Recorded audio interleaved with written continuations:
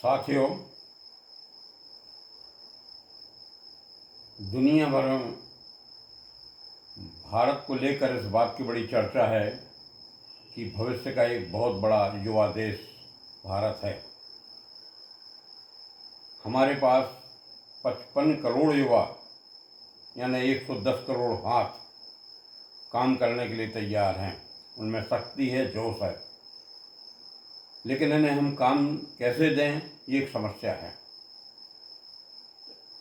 इस बिंदु पर विचार करते समय हमें सोचना होगा कि उनको काम देना यानी रोजगार देना बहुत ज़रूरी है।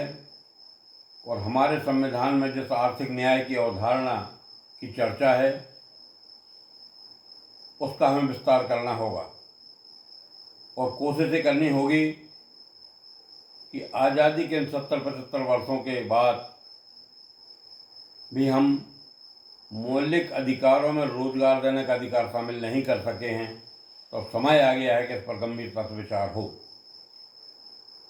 एक बहुत बड़े पत्रकार ने कहा था कि बेरोजगारी तो आर्थिक की। अभी इस कोरोना के संकट के दौरान मजदूरों की जो हालत हमने देखी, वो भी इस बात का संकेत है कि हजार हजार किलोमीटर दूर तक लोग रोजगार की तलाश में जाते हैं और दैनिक मजदूरी करते हैं। मैं इस संदर्भ में एक नया पक्ष सामने रखता हूँ कि ऐसी कौन सी चीज़ें हैं जिनका उपयोग करके हम बेरोजगारी की समस्या को हल कर सकते हैं। पहली बात तो ये है कि भारत में दुनिया का सबसे अच्छा जलवायु क्षेत्र है। भारत में दुनिया की सबसे ज़्यादा नदियां हैं। भारत में सबसे अच्छी युवा शक्ति है और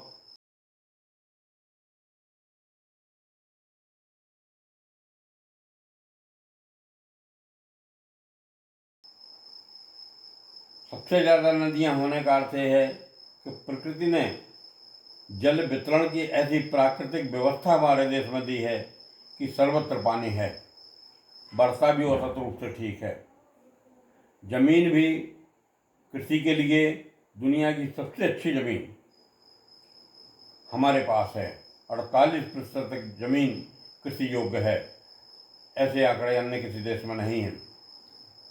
तो हमें ये सोचना होगा कि हम पानी का उपयोग करके और ज़मीन का उपयोग करके रोजगार के कैसे ज़्यादा से ज़्यादा अवसर उपलब्ध करें।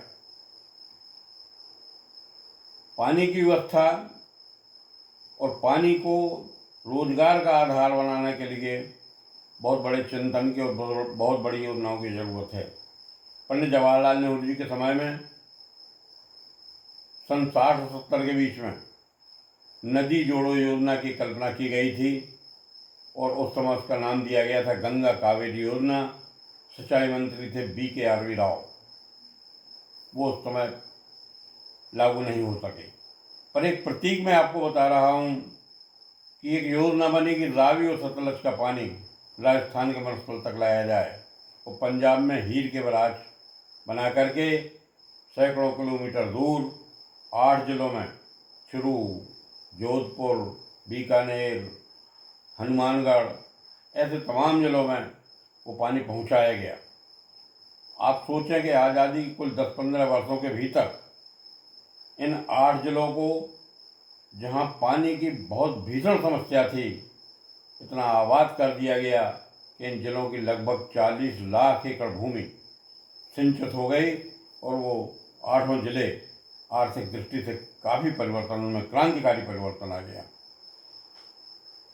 ये एक सोच था कि मरुस्थलों के विरुद्ध भी हम युद्ध लड़ सकते हैं। आज देश में थार मरुस्थल 1,60,000 वर्ग किलोमीटर में फैला हुआ है, जो लगभग 4 करोड़ एकड़ होता है। इसका उपयोग करके नदी जोड़ो योजना का पानी वहाँ पहुँचा करके सरस्वती नदी जो विलुप्त हो चुकी है उसको जीवित करके हम वहाँ एक नया युग कृषि क्रांति का ला सकते हैं। राजस्थान में सरसों बहुत पैदा होता है और भारत खाद्य तेलों के रूप में 1 लाख करोड़ रुपए से ज़्यादा बाहर भेजता है। राजस्थान की ज़मीन में ये गुण है कि अगर हम इस तरफ ध्यान दें तो खाद्य तेलों में तो आत्मनिर्भरता प्राप्त कर ही सकते हैं। बहुत विशाल औद्योगिक क्षेत्र वहाँ पर तैयार हो सकते हैं। 4 करोड़ एकड़ भूमि में से आधी भूमि भी हमने आबाद कर ली, कृषि योग्य बना ली, उसका हरियालीकरण कर लिया, उसमें औद्योगिक प्रक्षेत्र कायम कर लिए। इन सब के लिए इंफ्रास्ट्रक्चर और पानी की सारी चीज़ें अगर हमने मुहैया कर दी तो वो एक बहुत बड़ा करिश्मा होगा और दुनिया में व्याप्त मरुस्थलों को विरुद्ध युद्ध लड़ने के लिए एक प्रेरणादायी अभियान भी अब सिद्ध होगा। देश में करोड़ों लोगों के रोजगार की संभावनाएं के लिए राजस्थान में छिपी हुई हैं। थ्योरियम के वहाँ विशाल भंडार हैं और भी बहुत से खनिज वहाँ मिलते हैं। और तो और ऊँट पालन जैसे धंधे से भी आज दुनिया में बहुत पैसा पैदा इकट्ठा हो सकता है। ऊँटनी के दूध की चिकित्सीय क्लिनिकल जो उपयोगिता है वो दुनिया में सिद्ध हो चुकी है। बहुत बहुमूल्य गुण उसमें छुपे हुए हैं। हम इस रूप में इस बात को सामने रख रहे हैं कि पानी को आधार बना करके विश्व कृषि शक्ति के रूप में भारत का विकास करें तो कृषि से जुड़े हुए उत्पाद, उद्यानिकी, साग सब्जी, दूध इत्यादि की पैदावार बढ़ाएंगे, विश्व शक्ति बनेंगे। लेकिन इनसे जुड़े हुए प्रसंस्करण के उद्योग जितने हैं यानी फूड प्रोसेसिंग का कार्य जो है उसकी संभावना ही बहुत बड़ी हैं देश में और इसको हम बहुत बड़े रोजगार का साधन बना सकते हैं। दूसरी बात, भारत एक संस्कृति प्रधान और धर्म प्रधान देश है। यहाँ पर लोग बहुत ज़्यादा तीर्थ यात्राएँ करते हैं। दुनिया में ऐसा कहीं देखने को नहीं मिलता, चाहे नदियाँ हों, पहाड़ हों, तीर्थ स्थल हों, साल भर लोग यात्राएं करते हैं।